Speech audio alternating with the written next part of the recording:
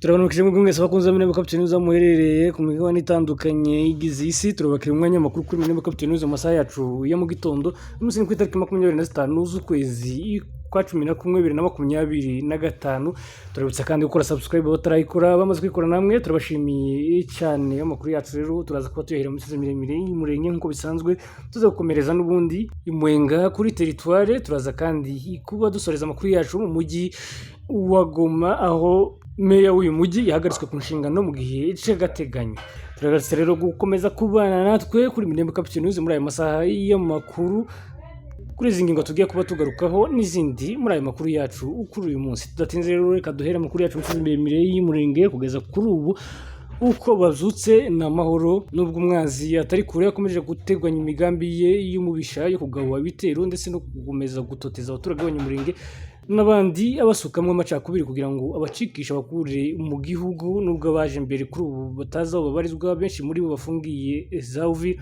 N'ingabo z'u Burundi rero na FARDC na Wazalendo bakomeje umugambi wabo wo gukomeza kwiyegeranya muri kariya karere ka Minembwe binyuze mu nzira yo kuri Mukoko ndetse n'ahandi henshi hatandukanye muri ibi bice by'umuco hagati za point zero. Bakomeje kongera umubare wabo no gutegura ibitero ndetse no gukomeza kwiyegeranya nk'uko n'ubundi batigeze bahagarika uyu mugambi wabo wo kubagirira nabi abaturage bo mu bwoko bw'abanyamurenge. Nubwo bimeze bityo rero, mu minsi yashize habayeho imyigaragambyo muri Minembwe bamagana izi ngabo z'u Burundi basaba ko babafungurira inzira nabo bagakora ibishoboka byose, cyangwa se bakazana ibibafasha kubaho birimo imiti ndetse imyunyu n'amasukari n'amavuta n'ibindi byinshi bitandukanye, birimo amakaye y'abana n'amakaramu ndetse n'imyenda y'inifomo ibafasha abana kuja mu mashuri ndetse n'ibirato n'ibindi byinshi bitandukanye, nk'uko bizaba byarafunzwe n'igisirikare cya Repubulika ya Demokarasi ya Kongo ku bufatanye n'ic'u Burundi, nk'uko byemejwe n'umuvugizi w'igisirikare c'u Burundi General Major nako General de Brigade Gaspard Baratuza.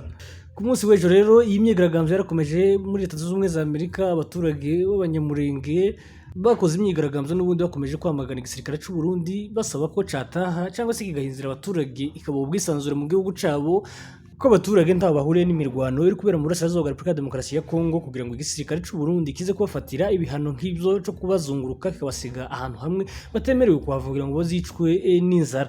Imyigaragambyo rero yitabiriwe n'abana batoya, b'amama, bapapa b'ingeri zose, harimo n'abasaza n'abakecuru, bagaragazaga akarengane kabo bavuga ko igisirikare c'u Burundi kigomba kuva aha ku butaka bwabo, baturage nabo bakisanzura nk'abandi bose, kikareka gushira mu bikorwa byateguwe na Perezida Felix Antoine Tshisekedi hamwe na mugenzi we n'ubundi w'u Burundi Evariste Ndayishimiye mu kugirira nabi abaturage b'abakongomani b'ubwoko bw'abatutsi n'abanyamurenge bose muri rusange.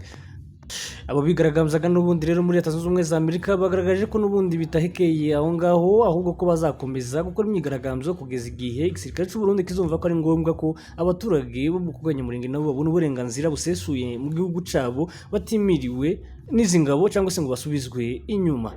Saha nyine rero n'ahandi henshi hatandukanye bakomeje gutabaza, abandi bacishamo bakabwira General Major akaba n'umugaba w'ingabo za Alliance du Fleuve Congo Sultan Makenga kurebera hamwe n'abandi banyacubahiro bo muri iki cama kugira ngo batabara abaturage, kuko batabara ari uyu munsi atari ejo, kuko ejo bashobora kuhageza benshi muri bo batakarije ubuzima kubera ibisasu biharaswa ndetse no kubicisha inzara. Mu matangazo atandukanye rero Alliance du Fleuve Congo yagishyira hanze yagaragaje ko abaturage itabirangagije kandi ko bije bigakemuka. Kugeza kuri ubu baracarindiriye bo uzazana amahoro azaba ari umwami kuri bo. Gusa icyizere kiri kuri Alliance du Fleuve Congo kuko rero yahagurukiye kurwanirira abaturage bose bakishira bakizana. Atunyaruka rero muri territoire y'Imwenga ni mu gace kagize iminsi kaberamwe imirwano ihuza igisirikare cya Repubulika ya Demokarasi ya Kongo ndetse na AFC M23 muri ibi bice.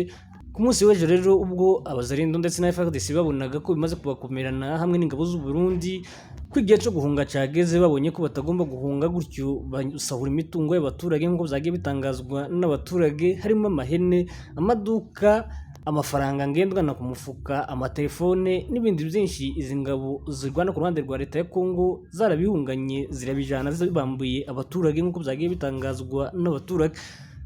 Kugeza kuri izi saha rero agace ka Kirungutwe karagenzurwa na Alliance du Fleuve Congo, nubwo itarabihamya neza ku mugaragaro, ariko abaturage bahibereye batugaragariza ko aka gace kamaze gufatwa bidasubirwaho n'izi ngabo za Alliance du Fleuve Congo. bananenga cyane bikomeye ibikorwa by'izi ngabo z'ubujura zaraye zikoze muri aka karere.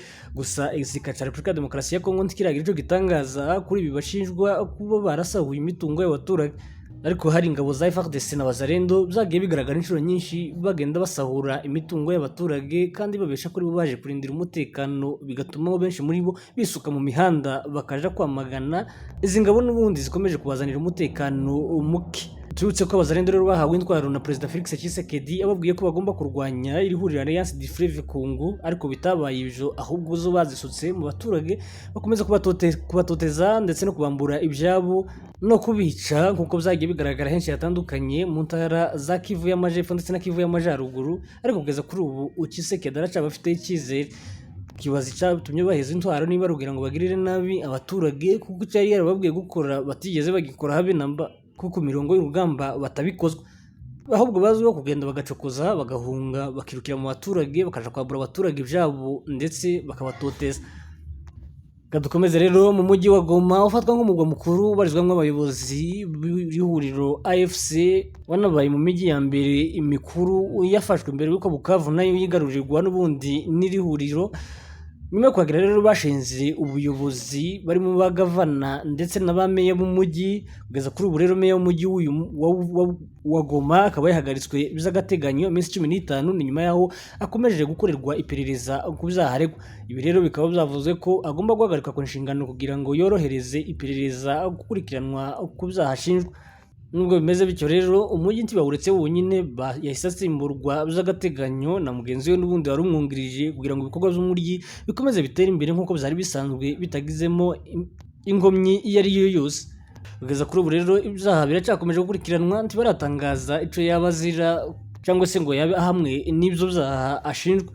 Ibi bibaye ni nyuma yaho kandi uwahoze ari guverineri w'intara ya Kivu y'Amajepfo nawe yaje kubashkurwa kuri izi nshingano akimurirwa ku zindi. Izi ni impinduka zagiye zigaragazwa na Alliance du Fleuve Congo nyuma yaho yigaruriye iyi mijyi yombi ya Bukavu ndetse na Goma.